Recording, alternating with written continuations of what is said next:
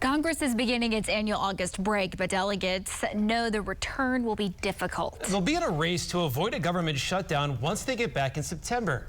Alex Cameron is following the developments from our News on 6 Washington bureau.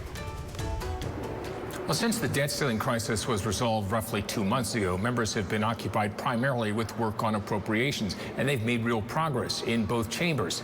But there's still a lot of work to do before the new fiscal year begins October 1st. This is the first year, it is my understanding, in some time that we are trying to put through 12 separate appropriations bills. This was one of the demands of the Freedom Caucus at the beginning of the session. No more massive omnibus spending packages put together by a select few.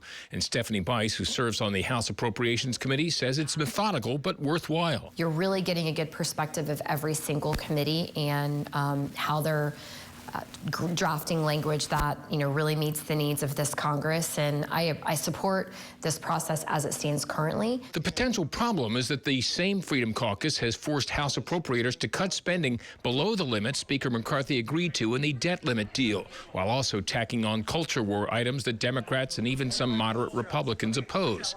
Some in the hardline conservative group believe there should be no compromising, even if that means funding for the government runs out. We should not fear a government shutdown. Essential operations continue. Most of the American people won't even miss if the government is shut down temporarily.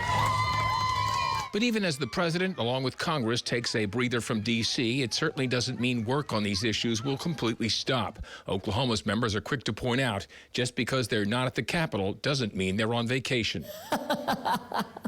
That would be correct. I am usually set up to sundown. And many in the delegation have scheduled town hall meetings in August where you can provide your own input on the budget work still to be done. Check their respective websites for details. In our Washington bureau, I'm Oklahoma's own Alex Cameron.